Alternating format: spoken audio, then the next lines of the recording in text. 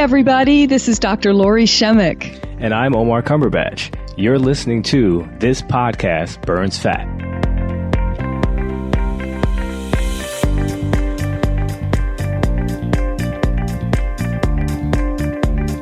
Hey, Lori, what's going on? Hi, Omar. How are you? Pretty good, pretty good. Yeah, it feels like we haven't done this in a little while, and I I guess know it. we haven't.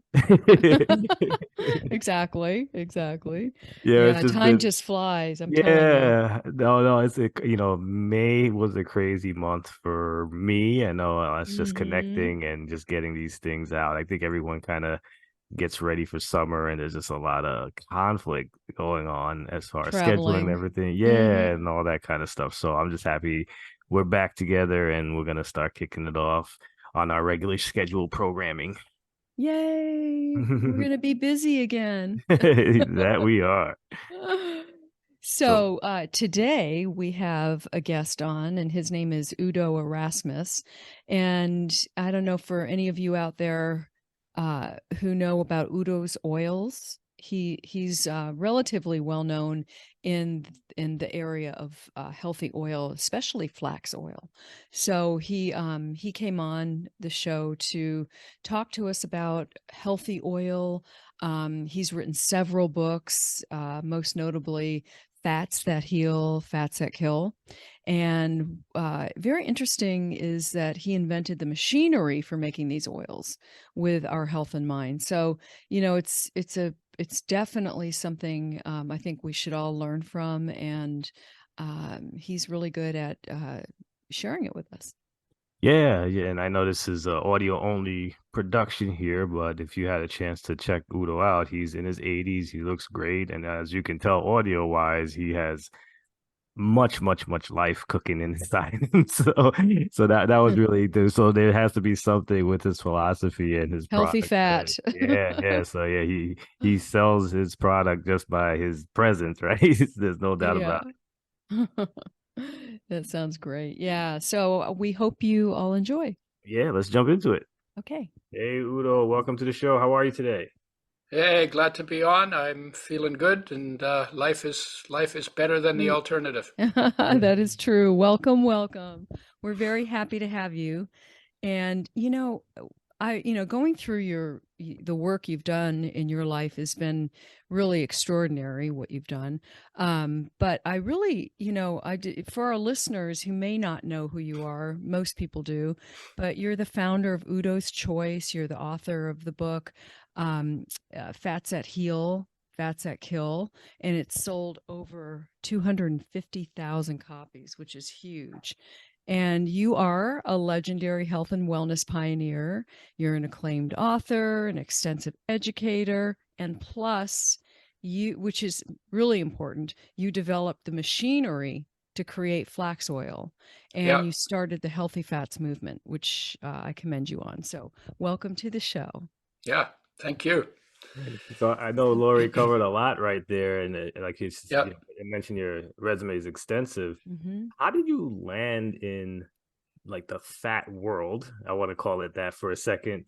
yeah, In yeah. a How time, did I become the fat man? yeah, the fat man in a time where forget it, The fats skinny were fat like man. Yeah, demonized. yeah, It was an interesting story, I'm That's a sure. great question. Yeah. yeah. Well, the long story is I was born during the Second World War, so I'm 81, and I was born Wow. during the Second World War, and we were refugees at the end of the war, fleeing from the communists. And they were chasing us in tanks and trucks.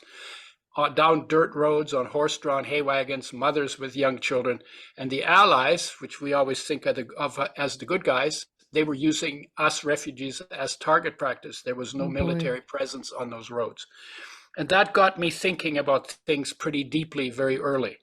But I wasn't thinking about oils at that point. I was thinking about how people can live in harmony, and I'm going to figure out how to do that. That required me to get into science and bioscience and psychology. Took a year of medicine, didn't find what I was looking. It basically all comes to health, which is based in nature and human nature itself. Because we're always looking away from ourselves. We don't look into ourselves. Hmm. If we did look into ourselves, we would learn a lot that would enable us to live better. So that's the long, short end of the long story. The short story was I got married. We had 3 kids. My marriage broke up. I wanted to kill something. I took a job as a pesticide sprayer because I was really upset. Mm-hmm. And I was really careless. And after 3 years of being really careless, spraying pesticides, I got poisoned by the pesticides I sprayed. That's almost like a Oh predictable no. outcome. I've always Now, worried about those guys who back then used to yeah, spray and yeah, with no mask or anything. yeah, I didn't wear a mask. Yeah. Somebody said to you, "Aren't you worried you're going to get poisoned?" I said, "Nah, I'm immune." Mm-hmm. We call that testosterone poisoning. It happens to a lot of young men until they hit their first disaster. So, so I went to the doctor and said, "What do you have for pesticide poisoning?" She said, "Nothing." And that day, the penny really dropped for me. I understood health is my responsibility, but that day it really came home. Oh my God, if I don't take care of myself, maybe nobody's interested in my health. And so then I got into, because I had the background in biochemistry and genetics, and I understood molecules and biological science, I was in love with, studying how living creatures work. And so I had a good background, and I started looking in the research literature at everything that had to do with the body, which is nutrition. Body is made out of food. If something goes wrong with the body, you need to raise your standard of food intake. And in 1 year, you can have rebuilt 98% of your body to a higher standard. That's what's called healing. That's why healing Wonderful. is possible, because the body's always turning over. And I wasn't paying attention to water and air at that point, just looking at food, looked at minerals and vitamins and amino acids and fatty acids and fats, and looking at everything, health and nutrition, disease and nutrition. And I got stuck on fats because they were so complicated and so confusing. I read one study. It said omega-6 is an essential fatty acid, which means you gotta have it to live and be healthy. You can't make it in your body from anything else. It has to be brought in from outside. If you don't do that, then your health goes down. It gets worse with time. And if you don't get enough long enough, you die, because these are really important Right. substances that life needs to build a body.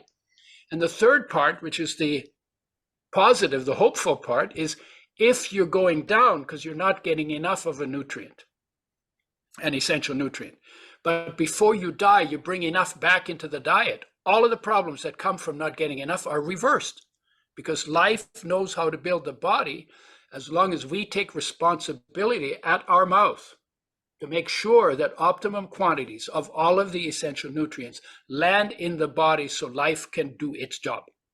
And that definition fits 18 minerals, 13 vitamins, 9 essential amino acids from proteins, and 2 essential fatty acids that come from oils. And of all of those essential nutrients, the one most commonly too low for optimum health, 99% of the population does not get enough omega-3 for optimum health. But then I was reading this study and said omega-6 is essential, omega-3 is essential. And the one said omega-6, it's essential, you have to have it to live and be healthy. So you have to bring it in from food. And the next study, the very next study I read said omega-6 gives you cancer and kills you. And Yeah, my I head know. exploded. It's And my head unbelievable. exploded. It's like, what the hell is this? Right? You have to have it, and then it kills you with cancer. No. There must be something else going on. Yeah. And it was that contradiction, trying to figure it out, that made me look deeper than most people look. And I started looking at how oils are made and what we blame on oils. So there's a lot of people saying, don't use industrial oils, don't use omega-6s because they hurt you. Well, that's because all of the research is done on damaged oils. The industry damaged them, and we damaged them in the frying pan. And all that research is done on those oils, but nobody is telling us that omega-6 is essential and you have to have it. And what they're blaming on omega-6 should be blamed on the damaged molecules and the pesticides and the plastics and the frying that does further damage to those oils. Nobody Yeah. tells you that That's because really well said. Yeah. the researchers get their grants from the industry. So Yeah, that's important information to know, because huge. seriously, Yeah, people are scared to death of omega-6, and yeah, and I always have to tell them, no, it's an essential fat, just like yeah, omega-3 is. Your yeah. body needs it, and if you get too much of it in excess, it can produce arachidonic acid, etc., cause an inflammatory Well, yeah, reaction. yeah, But but most people are getting their omega-6 through poor food choices. right, but yeah. So omega-6, one of the things it produces is arachidonic acid. Well, arachidonic acid is really important. It is. It has Uh, a good side and a bad huge, side. Yeah. huge, a huge amount of um, uh, usefulness, function in the brain. Mm-hmm. But omega-6 arachidonic acid makes, out of that, the body makes hormone-like regulating molecules for every cell in the body that have pro-inflammatory functions. But these functions are good inflammation because they're used for healing. Mm-hmm. And when the healing is done, then the omega-3s come in and block arachidonic acid. And so then your inflammation goes down. Resolve Inflammation is it. actually produced by Yeah. the immune system. Where the extended inflammation comes from when you use omega-6s is from the damaged molecules. Mm-hmm. And then you get long-term inflammation in every tissue in the body, because it's got like a tablespoon of an oil that's treated the way industry treats them, with sodium hydroxide, phosphoric acid, then bleaches them, then heats them to frying temperature to clean them up. A tablespoon of an oil like that may be 1% damaged. And if you have a tablespoon of 1% damaged oil, there will be 60 quintillion damaged molecules in that tablespoon, which That's is more than incredible. 1 million damaged molecules for every one of your body's 60 trillion cells. Well, And you then think we go that's ahead not. and reheat it. Yeah, and then You know. when we put it in the frying pan, you got to multiply that Yeah. number by 3 to 6 times. Then you got to add the pesticides that are already in there. Then you got to add the plastic that's already in there. Then you got to multiply it by 2 or 3, because most people use 2 to 4 tablespoons. And then if you do it for 30 years, you got to multiply that number by 10,000 times for That's the number astounding. of days in Yeah. 30 years. And you think, and you think that many molecules that never existed in nature, that don't fit into the spaces in your body and can't do the job that should be done in that space in your body, you think that's not going to have a consequence? I It's love like, it. Yeah. okay. That's No, great. I and mean, so what we've done is we have taken the most sensitive molecules of all of our essential nutrients, way more sensitive. They're damaged by light, by oxygen, by heat. Omega-6 faster than omega-9, omega-9 faster than saturated, and omega-3 5 times faster than omega-6. So they're hard to work, very sensitive, and then we're supposed to give them the most care, and we actually give them the least care. We fry them. yeah, it's Yeah. damaging. Yeah. And so And more health problems come from damaged oils than any other part of nutrition. And more health benefits come from making the oil change that your body needs by getting, dumping the damaged oils and replacing them with oils that are made with health in mind. And when I found that out, that's why I pioneered making oils with health in mind. Because you have to, if you want them to serve your health, you got to keep them in their natural state. And that means you need to protect them from light, from oxygen, from heat. While from the time they're in the seed, where they're well protected, through the pressing, the filtering, the settling, the filling, till they're in a brown glass bottle, so you don't get plastic in your oil, nitrogen flushed, in a box to cut out all the light, and in the refrigerator, in the factory, as well as in the health food stores, as well as in your house. You keep them in the fridge, and once you open them, then you use them up within about 8 weeks, because once you open them, the nitrogen goes out, air gets in, and then slowly it starts to oxidize. wow, that is really important information what you shared. And so if Yeah. somebody's wondering, well, I don't buy omega-6 oils, where are they getting it then? If We're getting what? where are they getting the omega-6 in their diet? Well, omega sixes. Well, all of the colorless, odorless, tasteless cooking oils Mm-hmm. are omega six oils. All the oils have omega sixes in them. Only a few of them have omega threes. So omega three is too low, and omega six is too damaged. So those are the two things that need to be fixed if you want to make oils with health in mind. And then they come from seeds and nuts, right? Yeah, but so what I was trying to get at was, a lot of people don't realize that much of the omega-6, damaged omega-6 they're ingesting is coming from the food supply. Much like you have to watch out for sugar in the Yeah, ingredients, added sugar, you must watch out for these specific oils. yeah, that's Yeah. true. Yeah, most of the processed foods, if they have oil in them, it'll be a damaged oil that is further damaged Mm-hmm. in the way these foods are made. If you wanted to be healthy, if you really want to be healthy, you'd probably have to head in the direction of fresh, whole, raw, organic, and for human beings, mostly plant-based. Mm. Yeah, that And sounds and then very you can healthy. What Yeah, and then about you can look protein? at what people are doing is how far am I from fresh, whole, raw, organic, mostly plant-based. If Yeah. you head in that direction, every step you take in that direction, you'll get something back in health, and every step you've taken away from that, you paid a price in damage, in illness, in low energy, whatever it is. So I think there's something too that's important that a lot of people know about is the balance between omega-3 and omega-6 Yeah, and how crucial that is. Could you touch on that just a bit? yeah, sure. Right now, people get 10, maybe 20 times more omega 6 than omega 3. In fact, we have doubled omega 6 intake in the past 100 years, and we lowered omega 3 intake to 1/6 of what we got. So you already have 2 times Mm. 6. You've already made a change in the balance. That's 12 times change in balance. They ought to be balanced. They need to be balanced, and different people have different ideas about it. I can Mm-hmm. tell you what works best in practice because I've been in practice for 40 years in 40 countries, working with oils and getting the feedback. We use twice as much omega 3 as omega 6.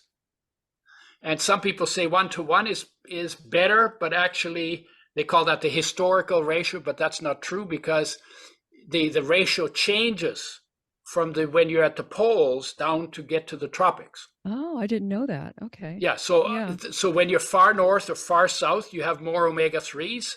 Then you go towards the equator, you get more omega 6s, then you get more omega 9s, and at the equator you get more saturated fats. So the ratios change depending on your latitude.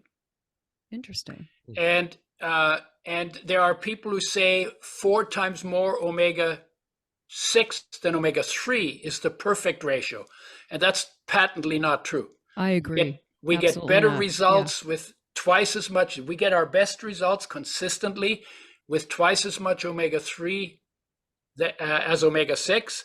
And flax oil, which was our first oil that we developed by the method that we developed to make oils with health in mind, is 4 times richer in omega 3, and it made me omega 6 deficient. That's why we went Interesting. to a blend where we make sure that balance isn't too Mm-hmm. high. And it's the only oil that can make you omega 6 deficient because it has so much omega 3 in it. I got dry eyes, skipped heartbeats, arthritis like pain in finger joints, and thin papery skin. Those are classic omega 6 deficiency symptoms. And I fixed them by eating sunflower seeds, which have omega 6s but no omega 3 to bring the balance back. And then All we you needed developed a was your blend. oil. Huh? Yeah, All yeah. you Well, needed. that was before we developed the blend. Ah, okay. That was one of the reasons we developed the blend. Okay. And then people would come and say, you talk about fatty acids and the ratio and what's the fatty acid profile, and it's different for every seed and nut. It's complicated. Is there one thing that I can do that gets me all the good stuff I need and avoids all the bad stuff I should avoid? And that's why we made the blend. Hmm. So those two were the reasons why we made the blend. So Udo, are there any seed oils that you should absolutely avoid? I would, yeah. All of the seed oils that are colorless, odorless, tasteless in plastic bottles, made from non-organic seeds. You should avoid all of them. Like And then the milk second, oil, vegetable oil, yeah, all of corn. those, all Yeah. of those. Yeah, because they've been damaged. We damaged them. If you ate the Mhm. seeds and they were organic, you'd get some good stuff in it. But we started with non-organic seeds, and then we damaged the hell out of them because they're really sensitive from light, oxygen, and heat. And then we put them in plastic bottles, and then we were told to use them for frying. When you do the fried oils, fry health. That's the slogan. Let's do it. Fried oils, fry health. Right. Fried oils, fry health. Fried oils, fry health. Right? And fried foods, fry health too. So When you overheat foods, whether it's protein or starch or fat, each one of them, independent of the others, increases inflammation and increases the risk of cancer. Burnt foods cause cancer. Mhm. So at the end of the day, Udo, just a quick follow-up. Yeah. They say certain oils are decent at high temperatures, and they talk about coconut, palm oil. Is there any legitimacy to any of that? No, that's all BS. Mm. When you burn food, you've overheated the oil, you've done damage to the oil. What I can tell you is if you overheat omega-3s, they are more damaged than if you overheat omega-6s, and they're more damaged than if you overheat omega-9s, monounsaturated, and they're damaged more than saturated fats. So if you fry and you use saturated fats, you get less damage from the other oils, but you still get damage. So people who tell you, oh yeah, you can fry with those, no, not from a health perspective, because where is have you ever seen a squirrel with a frying pan? When you find your first squirrel with a frying pan, you can say, oh yeah, frying is a natural thing. Yeah. You might see a squirrel in a frying pan, but you will not see a squirrel with a frying pan. That's funny. Yeah. So what, there's an issue with some people who can't convert the plant omega-3 ALA into DHA or EPA. Not true. And I have in my own genetic analysis, they said that I have that gene, and that in my experience, I found that many people have challenges with their DHA, EPA, their omega-3, is what I'm talking about. It has been low. Their conversion, it's not working well. Yeah. And the industry, when we came out with flax oil, we threatened their business. So they came up with, the body can't convert. I know the company, and I know the person in the company who came up with that. They started that in 1987, the week we came out with flax oil. It was never true. There's always been research that shows that the body converts, and the numbers were all over the place. And they never talked about why are the numbers all over the place. So why is it? Because hang on, I have a long list here. All of the things you can decrease your conversion if you don't have enough vitamin C. 41% of the population doesn't even get 60 milligrams of vitamin C, which is the low end. Or B6, 80% don't get enough B6. Or B3, a third of the population doesn't get enough of those. Or magnesium, another 80% don't get enough magnesium. And 50 to 60% of the population doesn't get enough zinc. Those are all required to do the conversion. So if you're eating a stupid diet and you're missing the essential nutrients you have to have for conversion, you do not do conversion. But it gets worse. If you have too much sugar or starch or carbs or saturated fats or monounsaturated fats or omega-6, too much omega-6, or too much DHA in your diet, that would be an animal-based diet, or too much alcohol, or diabetes, hypertension, hyperlipidemia, or adrenaline, glucocorticoids, stress. If you have too much of those will inhibit conversion too. And how many people have too much carbs and saturated fats and mono and omega-6s in their diet? Just about everybody. So you can pick, I could pick you. I could give you any conversion you wanted. If you say, listen, I want you to prove that no conversion takes place. All I do is I go out and get the people who eat the usual North American junk diet, and I can show you they're not converting because they're not getting the minerals and vitamins they need, and they got way too much carbs and other fats and sugar that interfere. And they have, of course, from that, they get also, there's certain viruses, cancer-causing viruses, radiation, glucocorticoids, adrenaline. Then if you're overweight, your conversion goes down because you have all these other fats that interfere with it. And on the other hand, if you have phytosterols, a higher ratio of omega-3s, phytoestrogens, protein, insulin, fat-free, partial calorie restriction, you improve conversion. If you're completely plant-based, your conversion doubles. And I mean, it goes on and on and on. But the biggest issue is most people are not getting enough of the ALA starting material to do the conversion. That is the biggest single issue. Interesting. Okay. Yeah. And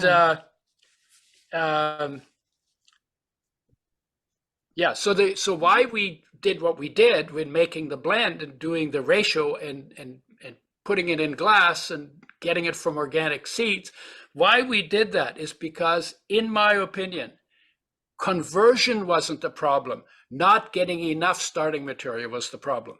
And here's another reason why it makes sense. Nobody complains about not getting enough conversion of omega-6 into GLA or DGLA or arachidonic acid, which also has to happen in the body. And why is that? Because we're getting enough omega-6s. And the same enzymes are used to convert omega-6s that convert omega-3s. They say we can't convert the omega-3, yeah, because we don't have enough starting material. And we have too much omega-6 that slows down the conversion. Well, thank you for sharing that. When you fix that problem, you don't have a conversion problem. Wow. Somebody asked the head of Harvard School of Public Health, Walter Willett. I don't know if he's still the head of it now, but they asked him what would happen if the body couldn't convert ALA into EPA and DHA, and without any hesitation, he said, you'd be dead. The idea that you can't convert, if you really can't convert, you're not talking to me.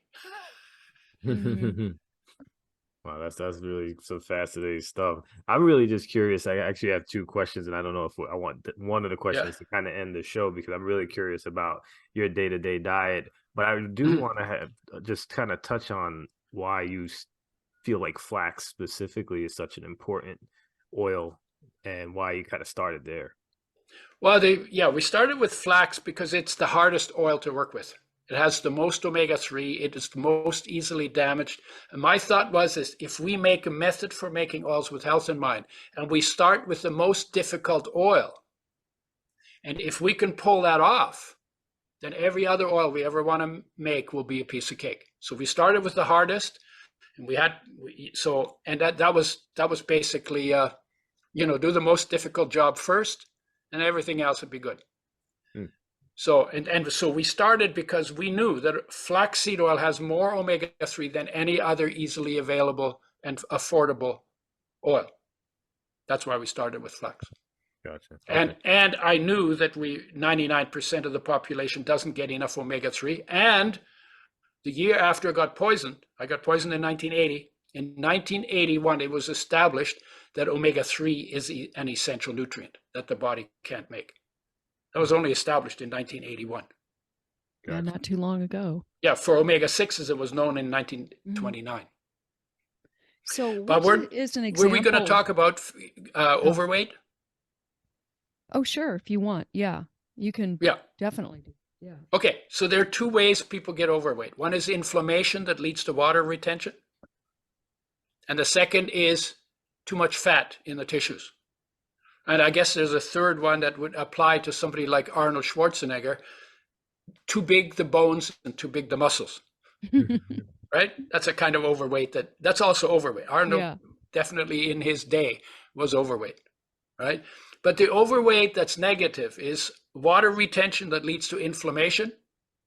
And where do you get that? Well, sugar will get you inflammation. So you'll hold water. You stop eating the sugar, you pee out the overweight. Literally, And omega-3s are anti-inflammatory, so they decrease inflammation. And we had a guy in Norway who lost, I can't remember the exact number, but it was outrageous. He lost like 60 pounds in 42 days. Well, you can't lose fat that fast. This guy had inflammation and water retention, and literally his overweight went into the toilet. Wow. Because we gave him omega-3s, that decreases inflammation. When the inflammation was dealt with, the body got rid of the water. On the other hand, if you're carbs, most overweight still comes from eating carbs, sugar and carbs. Sugar is worse than white flour. White flour is worse than whole grain. Fruit is worse than vegetables. I can get fat on apples. So my father was as wide as he was tall before he died of a heart attack. So it's easy in my family to get overweight. Yeah, it does tend to run in families. Yeah. Yeah, and the food habits run in families. Right, the genes run in families, very but good so point. do the food habits. Yeah. Yes. And so I was always a little overweight when I was younger. We were on a farm without electricity. We worked our buns off, but I was always a little overweight. We ate lots of bread and we ate lots of pasta and noodles and grains. You know, had oatmeal for breakfast every day, and potatoes, big deal. So I always had a little bit of overweight. When I started using the oil, the omega-3s turn on the fat-burning genes in the body, and they turn off the fat-making gene in the body. Whereas where carbs turn on the fat-making gene and turn off the fat-burning genes. So what you have to do, you want to lose weight, you need to do a fuel shift. So instead of getting your fuel from carbs, you need to get your fuel from fats. And fat works well, ketogenic diets work well, only if you make sure that you put priority on omega-3 and omega-6 that your body can't make that are absolutely necessary for your fat burning. Right. Omega-3, I call it the fat burning fire starter. And we usually use, say, about 2 to 4 tablespoons, or a tablespoon per 50 pounds of body weight per day, more in winter because you burn more of it for heat than in summer. So I use about 4 tablespoons in winter and about 2 or 3 in summer. And we measure optimum intake by how the skin feels. If your skin is dry, you need more of the right kind of oil, because omega-3 and 6 together form a barrier in the skin against the loss of moisture. And that gets you soft, smooth, velvety skin. But skin gets it last and loses it first, because the inner organs get priority on it, because you can live with dry skin, but if your heart dried out, you'd be a history. So nature gives it to the inner organs first, and when they have enough, it makes it to the skin. And when your skin is soft and velvety, you know that you've optimized your oil intake. Okay, so that's what we do. So when you start using oils as your main fuel, you need to also lower your carbohydrates, because the carbohydrates will block the benefits of the oils. And then if you're using carbohydrates, you know, they're good fuel if you burn them. So athletes can eat more than sedentary people. But they're also comfort foods, like most of the comfort foods are, you know, and if you're a little bummed out or you're a little depressed, or, you know, something's not going right, you know, sometimes food becomes your friend. You eat the carbohydrates, you're eating more than you burn. Sometimes you're under stress, you know, you tend to overeat. And then your cells burn what they can, and what doesn't get burned has to be turned into fats in your body. Insulin drives it into the cells, it's turned into fat. And then insulin's really good at its job. It protects you from too high blood sugar, which could kill you. So it does a really good job of getting it out of your bloodstream. And by the time insulin has done its job and you've made this fat, now you have low blood sugar. And now your body screams at you, eat or die. And then you eat, you know, tend to gorge. And it takes a while to digest it and absorb it. So by the time your blood sugar is normal, you've eaten too much. So you've just started the next cycle of what's called carb addiction. high blood sugar, insulin into the cells, low blood sugar, cravings, gorge, high blood sugar. And that's called the carb addiction cycle. And it's been measured to be 4 to 8 times more powerful of an addiction It than, is. Look at our than, country.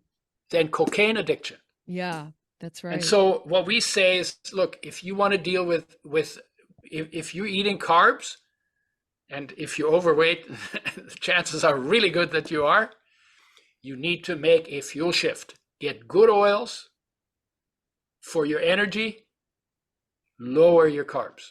And oils give you stable energy because they don't make your blood sugar swing. You basically burn ketones. And I can tell you, I don't have a problem with either hunger or weight. You know, I can eat apples. If I eat 4 apples the next day or 2, I will notice I got a little more fat on my skin. You know, I do the pinch test, right? It's just water weight, though. Well, yeah, it could be. It could be, some of it could be water, but I think some of it's fat too. Mm-hmm. I'm not that good with carbs. And I do the pinch test on my belly or my butt. You know, if the pinch test comes up empty, you burned it. And if it doesn't come up empty, you need to lower it until it's gone. That's my weight measurement thing. And the omega-3s, they are higher energy than any other molecule. We call them the God molecule, because they're high energy. They get your fat burning. We have athletes. We've taken the blend and worked with athletes. If they do it for 30 days at a tablespoon per 50 pounds of body weight per day, mixed in food, intake spread out over the course of the day, within 30 days, on average, they get 40 to 60% increase in their performance when they do their sport to exhaustion. We've done a couple of studies like that. 1 tablespoon per pound of body weight? No, per 50 pounds. Oh, got it. Okay. Yeah, for dogs and cats, a tablespoon. Yeah, for a tablespoon per pound. Yeah. Hi. We're bringing you a barrel of oil. You gotta finish it before supper time. No. So for human beings, a tablespoon per 50 pounds of body weight. For dogs and cats, tablespoon per 100. And for horses, tablespoon per 500 pounds of body weight per day. Okay. That's where we get our best results. We are the high fat animal on the planet. You know, we don't have fur to keep warm, so we keep warm with fat under our skin. And also, fat has always been our major fuel, because you can only store 1 pound of carbs as as animal starch, as glycogen in your liver and your muscles. That's all you can store. And that gets you 20 miles if you're running. But you could have 300 pounds of fat in your body, and that would be enough fuel to run 12,000 miles. Amazing, and you isn't can it? be alive on 300 pounds of fat in the body, but you can't store more than 1 pound of carbs in your body. So, you know, even by nature, you know, and then getting a little fat in fall for winter, that had survival value at one point before central heating, you know, and animals eat fruit in fall, like the bears will climb the orchard and eat the apples. They put on some weight and they basically burn it off during hibernation, you know,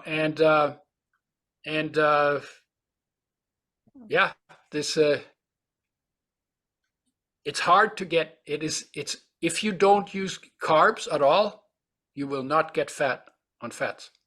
Even though, you know, and people think, oh, if you eat fat, you're going to get fat. Yeah, that sounds like a logic of a 6-year-old. Because fat, right? Fat. That's just not how the body works. It's never worked that way. It's never been true. But in 1979, the McGovern report on nutrition and health, they put the carbs on the bottom, the food you should eat the most. They put the fats on top, the food you should eat the least. And in 20 years, overweight went from 25 to 60% of the population in the United States. And nobody questioned the food pyramid. And then I came along I started in 1980, so we started making oil in 1986, and we've been fighting that. We were fighting everybody. The vegetarians were all on low-fat diets.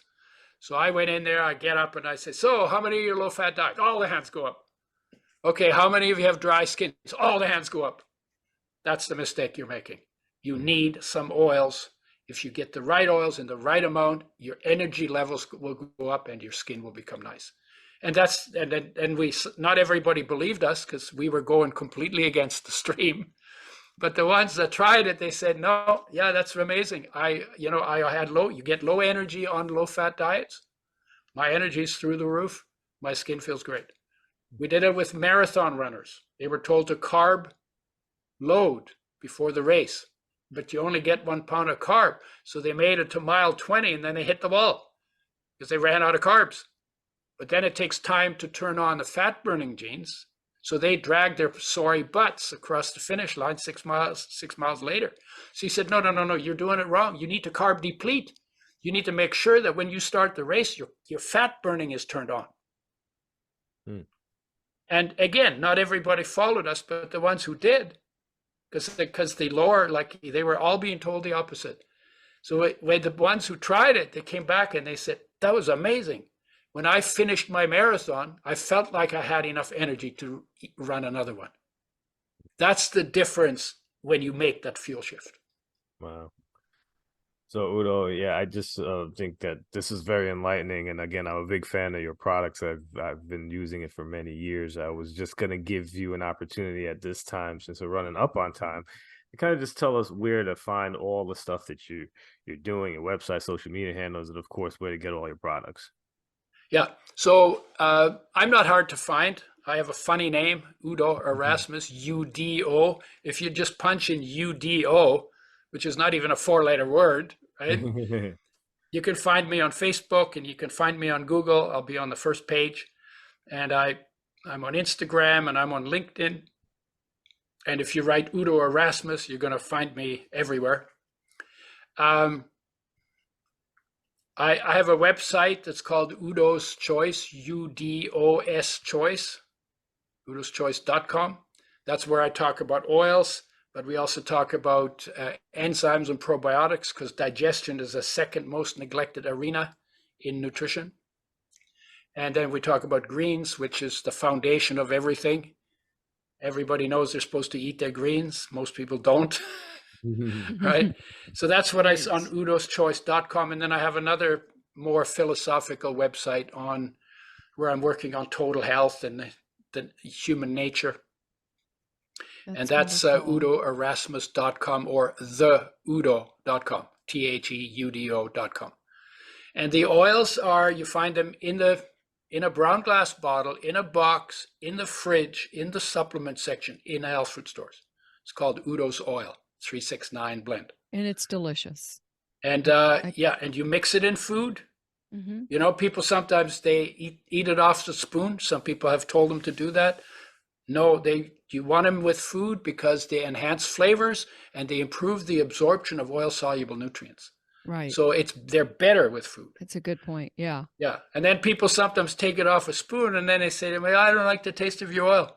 So I say, okay, well, how'd you take it? Well, I took it off a spoon. Oh, okay. So when's the last time you took cooking oil off a spoon? Oh, I never do that. Well, why are you doing it with mine? Oils will never taste like ice cream. They have a certain kind of but they enhance flavors. So lose the oil in foods with flavors.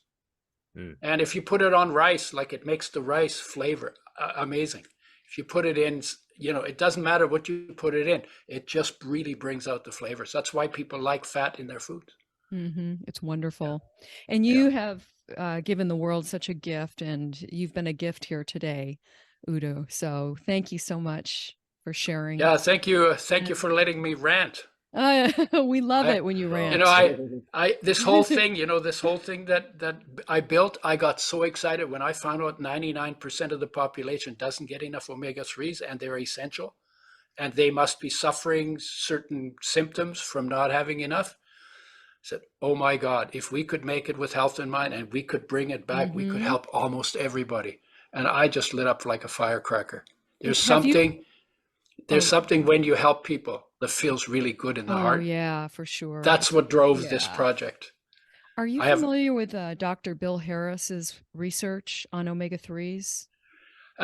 somewhat. I was part Yeah. of ISFAL, which is the organization of the fatty acid researchers. Yeah, it's astounding what he Yeah, found with it's similar to what you're talking about. But yeah, yeah. But it's some of the interesting. guys in there cheat, and they design studies to support the grants they get from the fish oil industries. So there's cheating in the research going on. That's happening Oh everywhere. yeah. It's coming out It's more and been more how for people are lying yeah, to you. right. So It's been that it's way in forever. Yeah. yeah, since the Roman Empire. Right. Yeah. Okay. Well, listen, you have a wonderful evening and thank you so much for joining us. All right. Thanks, Lori. Thanks, Omar. All right. Thanks Take for care. yeah. Take care. I Bye-bye. hope this is helpful to somebody. Oh, it will be Definitely for helpful with sure. me. I All right. promise. All right. Thank you. All right. Bye. Bye-bye. Thank you so much for listening to this episode of This Podcast Burns Fat. We're so excited to have you as a listener, and we're hoping that you've really enjoyed the content as well. And if you did, please run over to iTunes and provide a rating and or review. It will go a long way in helping us continuously build our listenership up so that we could provide you with excellent content regarding fat loss, weight management, and just an overall healthy lifestyle. Thanks so much. Have a great night.